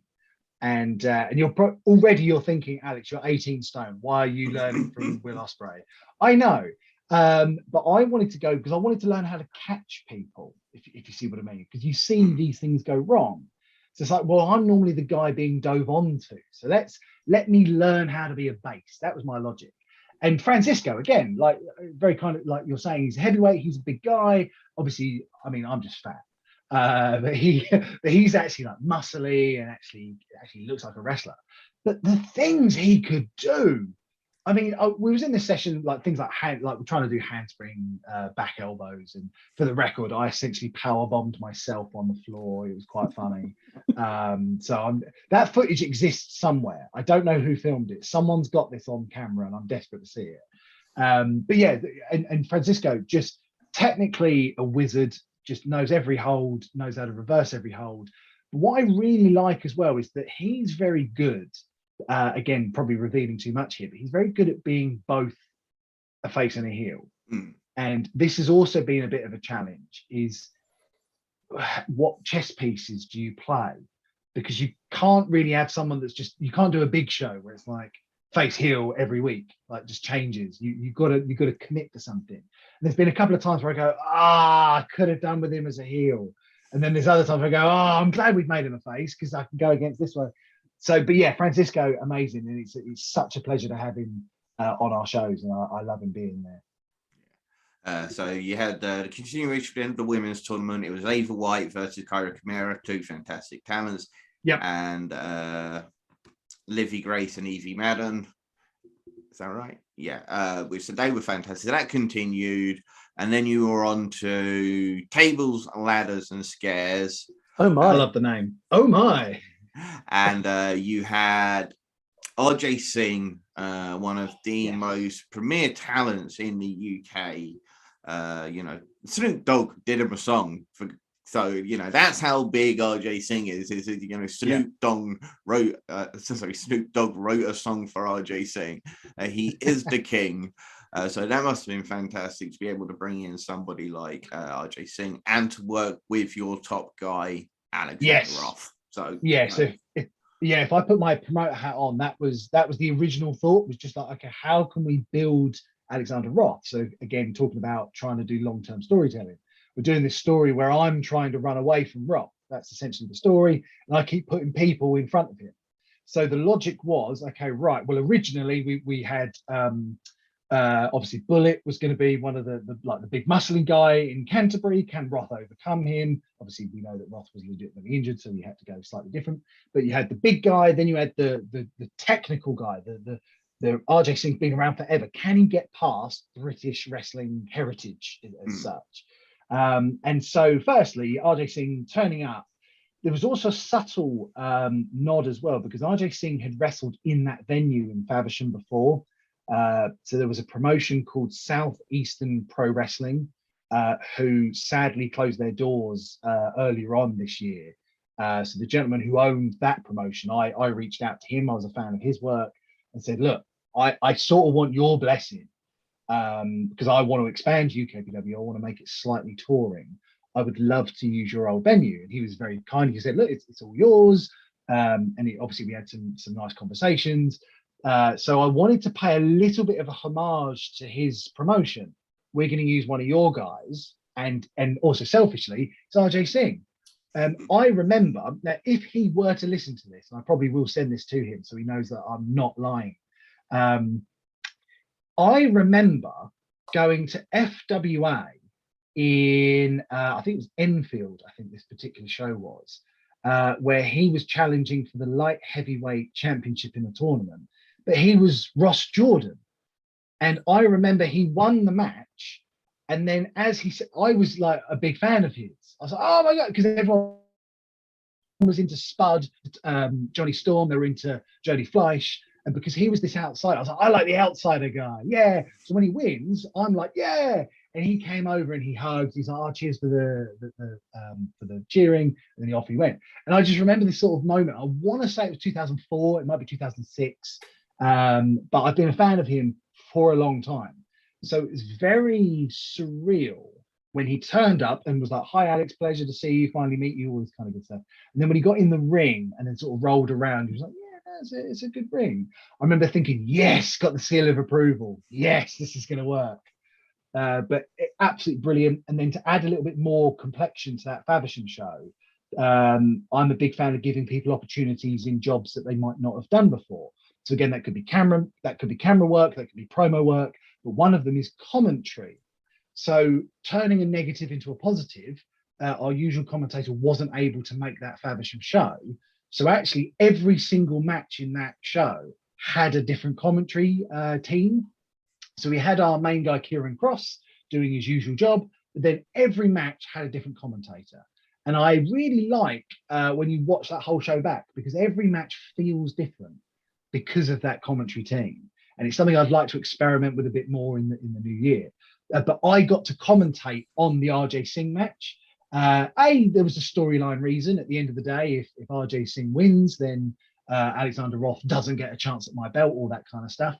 But also selfishly, because I wanted to try and call a match with two people that I couldn't love more in the ring. And again, selfishly, I wanted to watch it. And there's a couple of times, and I'm sure if anyone listens to this and then they go watch that match, there are a couple of times where you can hear where I'm sort of sucked into the match, and I should be like doing the Dow Jones thing. I should be putting over the story, but I'm a bit like, wow, that was amazing. And I was sort of like, I can obviously do that. There's a few of those moments, and it's I might ask Lou to edit them out later. Actually, I remember watching that match. It was a fantastic one. At that match, you also the event itself. You had the 6-man ladder match. Truman Roswell, Carly Gray, KM Lane again, Danny Black, Maverick Mayhew, and we were meant to have Buff Broadside in there. So again, to continue the story, Buff Broadside had won the Interregional Championship, and we wanted him to at least defend it a couple of times. But again, the pandemic happened, so we wanted that continuity. However, unfortunately, Buff had just recovered from COVID, so we weren't sure. It was only until like literally 3 weeks into the show we're like, oh, he might not be in it.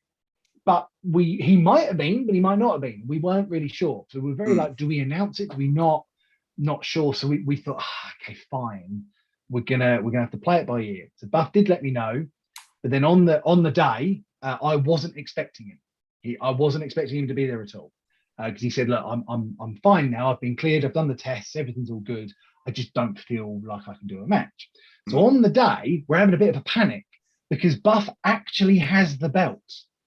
So we're going, okay, we need to do a ladder match for the interregional title, but the man who's actually got the belt is 4 hours away. So our backup plan, I know this is a really bad and very sort of unprofessional thing to do, but we were just going to hang a random belt up there. I mean, I know you can't necessarily see it from here, but I own quite a few replicas. So we're thinking, we could just hang a replica and put a UKPW sticker on it and be fine. However, Mr. Buff Broadside, not wanting to let anyone down, he drove all the way from his home, all the way to Faversham, literally arrived with 5 minutes before the doors opened. He literally walked straight up to me and literally presented the belt to me going, this is yours, hang that up there. And I just was blown away. Because I was upset. I was actually angry at him, going, I can't believe you've done that for, sorry to use this word, for this prop. You've driven that far just to go, here, have some, because again, we haven't upgraded the belts. So these are quite old belts anyway. So I was actually quite angry with him. I was like, you really didn't have to do that. However, he did. It was wonderful. It was a magical gesture. So we only had the 5 in there in the end, which actually is a sort of blessing in disguise. Nothing against Buff, nothing at all. But the reason why it's a blessing in disguise is that, as we mentioned before, we've got a 14-foot ring. So actually that 6th guy would have probably been too many for that size ring. Side note as well, which I must mention as well. So bearing in mind, let's put the promoter hat on, so let's include Buff in that one. I've got 6 wages there for one match. Yeah. 6 wages. That could have been 3 matches, but it's one match. Then you add the complication of, I had to buy a ladder because you want to do a ladder match. Now, a decent ladder. Thank you, Dan. Thank you for saying that, because this is, again, another point that I'd like to put across. So we want to do everything as legit as possible, and it's a real investment. And again, talking about the presentation, I've seen really good ladder matches, but with really shoddy ladders. Yeah. And it weirdly, like, we all know as wrestling fans, it shouldn't affect it, but it does. And so, I mean, I'll give you rough numbers because, of course, it's let's use the phrase, it's a WWE style ladder. So we wanted it so it was double-sided. Now, for those of you that know about health and safety in the UK, double-sided ladders aren't exactly recommended. So you have to you can't just buy it. You have to sort of go through other hoops and things. So to give you sort of context, the ladder was the cost of 5 wages. So you start going, okay, that match cost me, in theory, 11 wages. And that's a whole show. Wait, did they leave it so you could use the ladder again, or did they? No, fun question. So I told all of them, or I like to believe I told all of them, and I hope I did. But I said to all of them, look, we've got this for you to use. Do not worry. Do not panic. Again, call me the worst businessman in the world. It's like, no, I've got it so you can be a superstar, become a superstar. So it arrived like a day or two before the show. My garage looks ridiculous. It's got like steel chairs, it's got ladders, it's got a ring in there. I don't know how my wife hasn't divorced me on this. The garage is just, I mean, if anyone's into like pro wrestling memorabilia, tons of just stuff that's gonna get used. Like I've got kendo sticks, I've got all these sort of like weird props. But back to the point, having them 5 guys, those 5 superstars, I can't compliment all of them enough. They went into that match, and we had a couple of ideas. So we got some tables. We had a couple of props. Let's just word it that way. And we sort of said to them, look, we got a couple of ideas, but really this match is to showcase you. And to come back to Lou, our amazing video editor, we want to make each person look like a superstar. And without giving too much away for 2022, all of those people, we've now got, to be quite harsh, really cool clips of them doing cool things. Yeah. Therefore, if I want to build a match, let's just make one up, Maverick Mayhew versus Danny Black, I've got an instant story and I've got instant clips that will sell people to go, actually, you probably should come and see this. Look at what they did last time. So although that match on paper, let's be honest, didn't make me any money. I lost money on it, if I'm completely honest with you. But in the long run, I'm thinking those 5 guys, the equity that's been built in all of them, okay, it might pay off in the long run. But more importantly, those 5 guys can use that footage.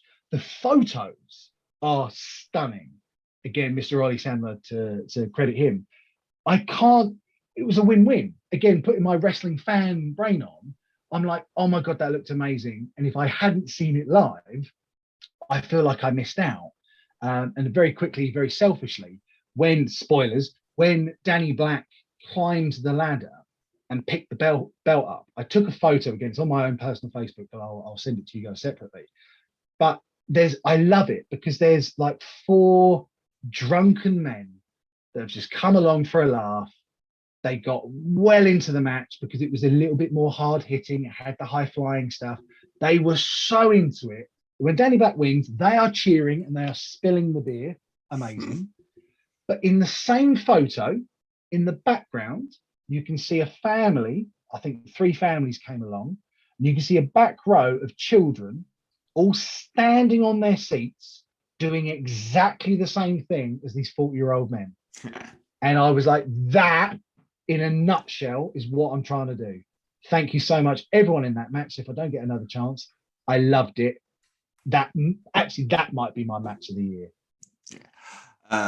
So as we mentioned, the matches I mentioned actually were from this. It was the semi-finals: Ava White versus Kyra. Oh yeah, sorry. Eva Madden versus Livy Grace, and that all goes on to your final show. As you mentioned, the winner there as well, Danny Black, new interregional champion for UKPW, absolute superstar. And but you finally get to the end of the year show. You've had your women's tournaments all come into a close. Ava White versus Evie Madden, 2 fantastic female stars. You had tag team championships change hand on the show. And of course, your big year-long story of Alexander Wolf and Dow Jones finally colliding in the ring. And obviously Wolf finally does his thing. He gets his thing. He's now the new 2-time UKPW champion. And so just tell us a little bit about the end show, and then we'll talk about what's going to come next year. Fantastic. Yeah, so the Falconwood is a venue that UKPW ran before. So it was only fair that we made our last show at that venue. A bit of a homage to the past, but also a bit of a passing of the torch to the new guard. That's sort of how I saw it. So we always knew that the women's championship was going to be the finals there, and no negotiation. It had to be the last match.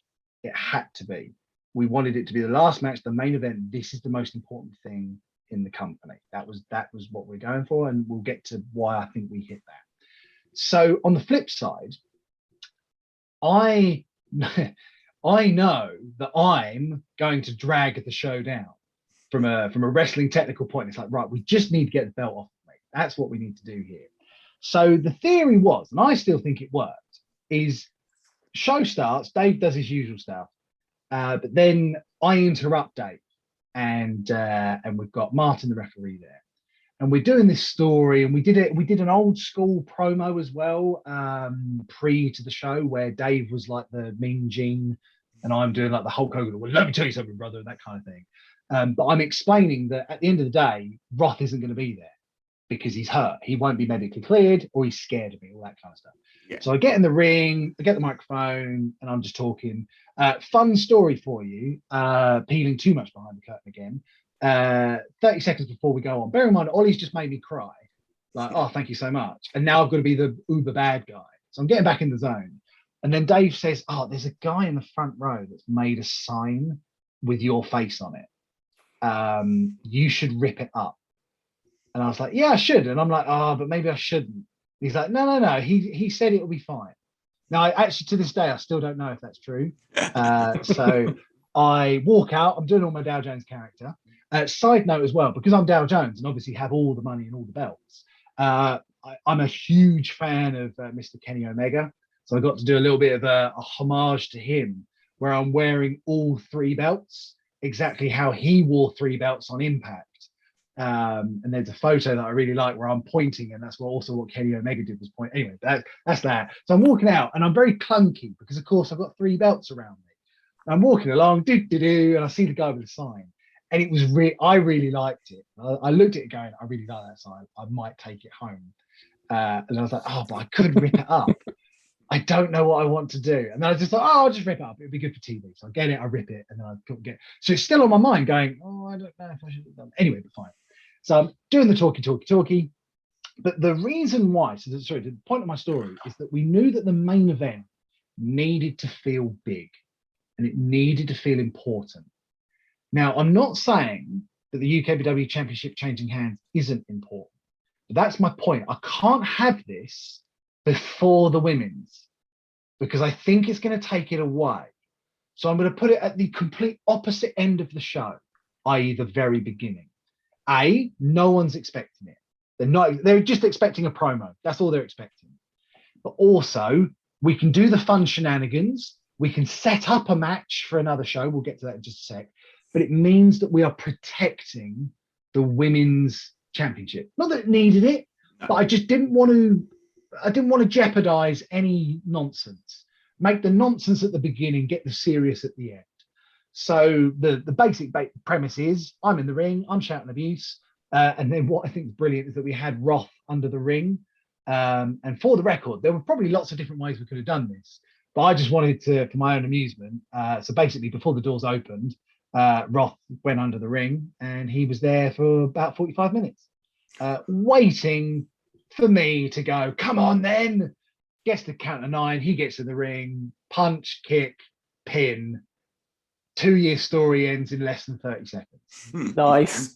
And I like that because I think it's yeah. Now again, I got a little bit of criticism from a few people. They're like, "Well, you haven't really protected the belt," and I go, well, "No, actually, I've been Dow Jones for 5 months. I've been hiding behind someone.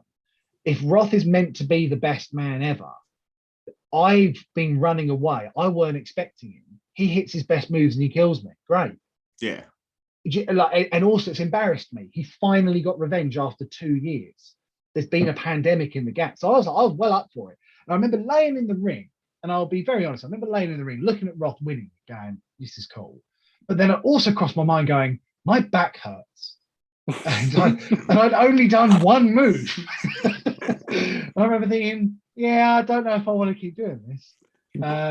So I think I might transition into a different role. But in all seriousness, I was lying there looking at him going, yeah, this is the point. I don't need to be here anymore. my job now is to make more of these moments. That's my job now. So Ollie took a great photo where essentially I'm rolling out the ring, and I feel like it's quite symbolic because I'm sort of rolling out of the picture entirely to go, look, you don't need me anymore. There's other people that can do this now. So that was why that was at the beginning. And we did that segment. Bullet comes out, basically sets up for Falconwood when we return. Wonderful. But yeah, we had that whole show, and it was meant to feel like a WrestleMania. It was a real, what do they say, the culmination of all these stories. So something we've neglected to talk about is the tag division. So we had a team called The Business that were the tag team champions again. Also to clarify, in The Business, you have Mr. Anton Green, the former promoter of UKPW. So it's a bit interesting. It's a real power shift. Not in a bad way at all, but it's fascinating because I used to go to him saying, "What do you want?" And now he's coming to me going, "What do you want?" And I'm looking at him going, "Oh, but you're the one that gave me all the chances. What do you want to do?" So it's quite a weird role reversal. But anyway, getting back to the point, we were building to the two good eggs to win the titles. We alluded to it earlier. Things crop up. And I'm sure he won't mind me mentioning this, but JJ Lynch, one half of the two good eggs, he became a father, and fantastic.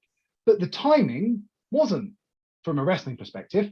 So I really hope this isn't true, because I can imagine, knowing him as I do, I think he really dreaded telling me, "Look, Alex, I can't make it," because I think he put it off. And essentially, when it came to Lordswood, he said, "Look, I'm so sorry, I can't do it." And I'm like, "Yeah, it's fine. You're a dad. Congratulations. Yeah. Wrestling can wait. You could come back." He was more worried that his partner, Rex Armstrong, was going to be affected. So actually it worked out really nicely, because then we had Harry Sefton step in. And so legitimately those two have been winning matches, i.e. in the storyline, getting the two eggs to the titles. So now what's great, and I'm just going to leave a little bit of a teaser for people, is that look at the photos of the two good eggs when they win the belts, because you've got JJ Lynch and Rex Armstrong are the champions. You've got Harry Sefton, who got them there, looking like, "Oh, but I got you there." And it's going to be a fun story to tell next year, because yeah, well done, good eggs, but what about Harry? And I can't wait to tell that story. So that's the nice one. Evie Madden became your champion. Great, two fantastic young ladies.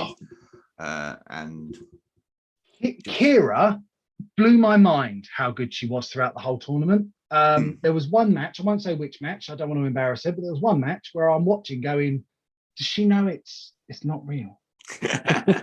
Like I'm really panicking, going like, "Oh no, this is," I don't want anyone getting hurt. It was only till afterwards, obviously having a chat, I was like, "Oh, you're just really good." Oh, great.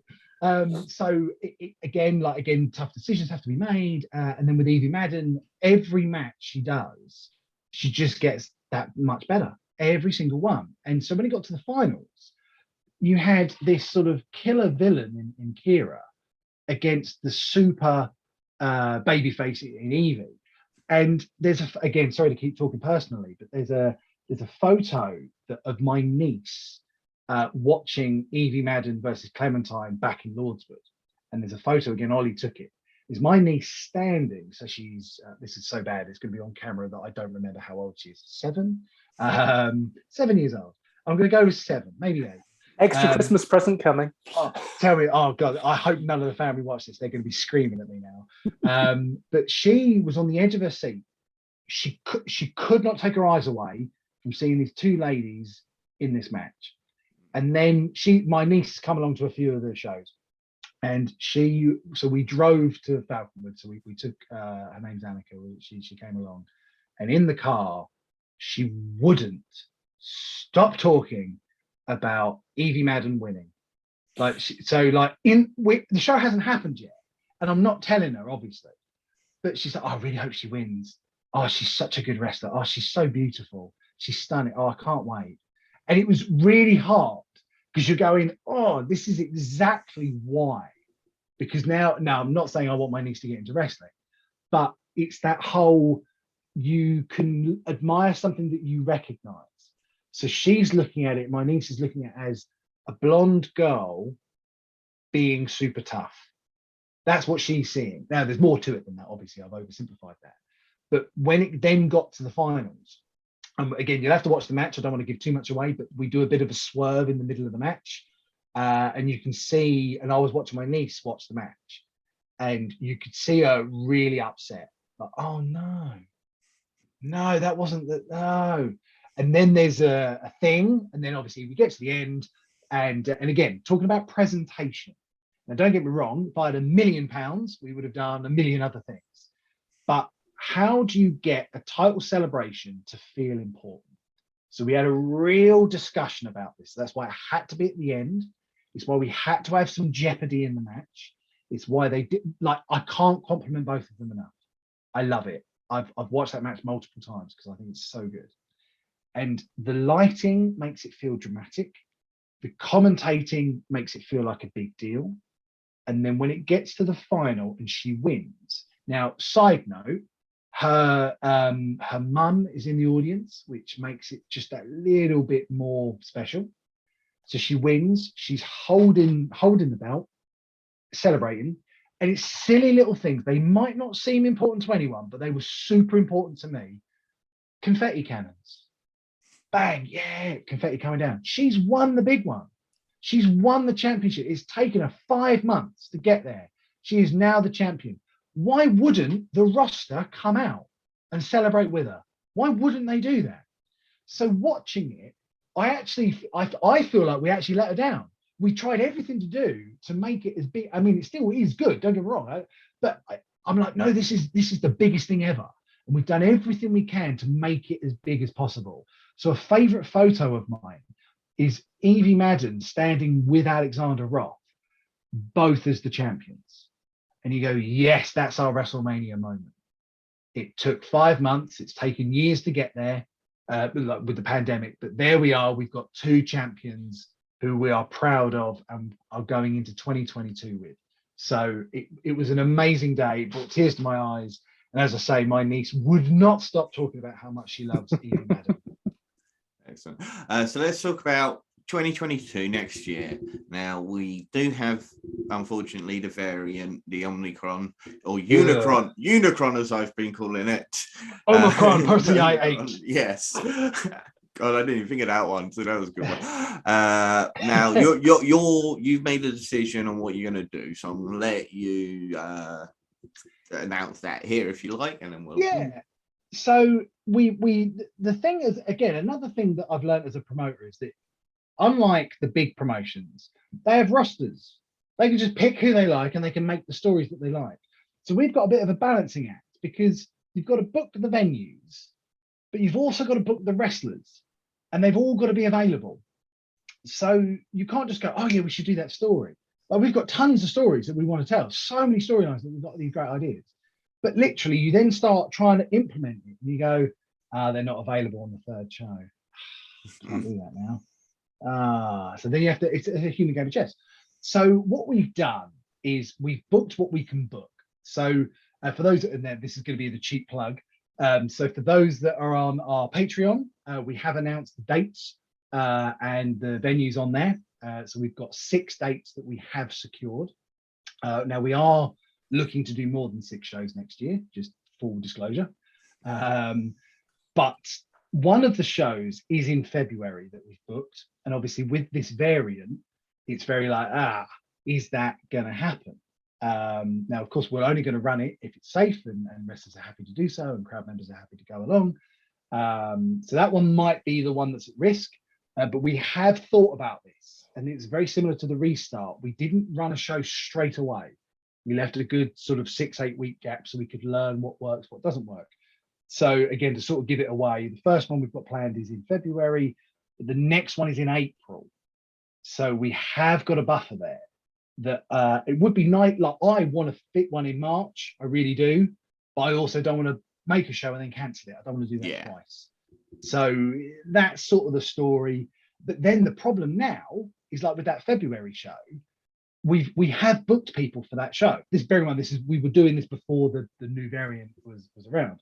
So we've got a show ready to sort of go there. But my worst nightmare is having to cancel it. If you see what I mean, like obviously that's not going to be the plan. But then now you've got a problem because we've planned for show 1. Well, not everyone's going to be available for show 2. We can't just push it back one. So now it's awkward because we want to get these things planned in, but the later you leave it, the less likely people are available. But if you book people now, there's a chance that the story you want to tell can't be told because someone else might not be able to do a day. Yeah. If you see where I'm coming from. So that's a side of the job that I didn't know was going to happen. And I'm so glad I've got people like Martin and Jack helping me put these things together. That sounds it sounds like 2022 will be a big year for yourselves. Cool. If things can get going, fingers crossed.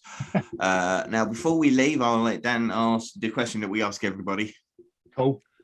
We do ask everybody this question. We ask everyone, in America they have the Mount Rushmore of professional wrestling. We're in England, however, so we have the Mount Rushden of professional wrestling. Makes sense. We ask for 4 British wrestlers who you think should be on a Mount Rushden. Who are your 4?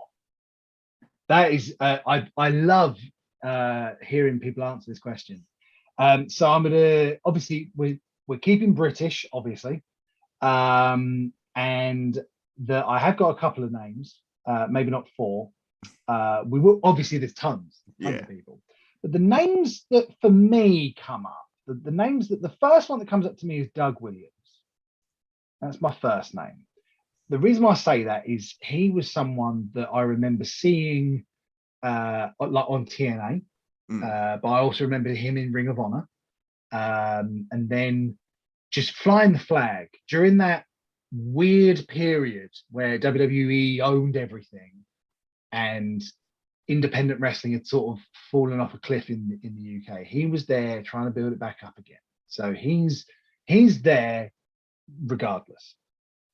Next on my list is a gentleman named, I'm sure you know him very well, Mr. James Mason. James Mason is on my list because although Doug Williams was flying the flag for us on television, James Mason was flying the flag on all of the shows in the country for things like All Star, like all the different promotions. Now, he might not be what I would call like TV famous. Like if you went to America and said, have you heard of James Mason? They're probably going to say, what, the actor? And I'll be like, well, no, I mean the really good professional wrestler. He has this style. I mean, like for anyone that does know British wrestling history, he's studied and trained with all the old World of Sport people. So again, the World of Sport style. Now this is a problem because for number 3, I can't quite. I'm gonna say Johnny Saint, but the reason why I'm hesitating is because I also really like Johnny Kidd. And Johnny Kidd, I was very lucky to have a wrestling match with Johnny Kidd, and it was one of my favorite things I've ever done. So that's why I know I can't have 5. I know I can't. Because then the final position, I mean, there's tons of people. Yeah. If I have to be really selfish, if I have to be, the names that I do want to mention are like the British Bulldog. That goes without saying because again, WWF. But he had to go to America. He had to do that. Yeah. And still did it, and basically did everything in America with his name. So the name I'm going to throw out controversially is actually Nigel McGuinness. Nice. Yeah. And I'm going to say Nigel McGuinness because very similar to Doug Williams, very similar to James Mason, but also Johnny Saint. If you look at all those 3, you can see all of those traits in Nigel McGuinness. And McGuinness, again, I know I just said what I said about the Davey Boy Smith, but McGuinness then went to America. He, I'm going to use the phrase, learned the Ring of Honor style, but he kept the British heritage in there. He had the knee pads with the all-black Union flag. He flew that flag for us, had amazing matches with Bryan Danielson, especially in the 2008-2009 period. Pure champion. Anyone that saw it, just all of that was great. And it's so sad the way his career had to end. And if his career hadn't ended the way that it had to, because even controversially, I really like the Desmond Wolfe stuff. No, I thought he was brilliant as Wolf. Yeah. And I know this is a really random thing to say, but I always try and think of timings of things. So Desmond Wolfe happened when Sky, I don't know if you remember, but Sky and Virgin had a bit of an argument with each other. And Virgin had to create a new Sky One because they weren't showing Sky One. Yeah. So Virgin One had Impact Wrestling on it. And it had TNA Wrestling, TNA Impact. And Desmond Wolfe had just debuted because everyone assumed he was going to the WWE with Daniel Bryan and then didn't and went to Impact. And so his timing of him joining TNA was perfect from a UK audience because he was now flying the flag. So you have all that Ring of Honor stuff. It also helps that I've met Nigel a couple of times, always in awe of him, always very, so yeah, so to go through that again, McGuinness, Williams, Mason, and Johnny Saint. I think it was Joel Redmond that chose James Mason before. I think so, if I remember correctly. He has been mentioned, but he's not someone who gets brought up a lot. But yes, he does get mentioned. Obviously, criminal. NXT trainer as well. So he's training the new generation as well. So he deserves a lot of credit for that. I know he's making a couple of sporadic appearances next year. I think he's got one in Cheltenham with WPW. I'm definitely writing this down. That's in February. And he's going to be part of the Phenomenal Elite Wrestling, the new promotion in Stratford upon Avon. So, he's been announced as part of their roster. I think I know what I'm doing straight after this interview. You're going to go chat to James Mason. Can you? Yes. No, go for it. Look, with that said, this has been an extremely long episode, but I'm sure all the fans of wrestling should be really interested in this because it's great to hear from guys like yourself, promoters out there, who can give us a backstage look at everything that needs to be taken into an account. So, with everything said, just remember, folks, don't feed the trolls.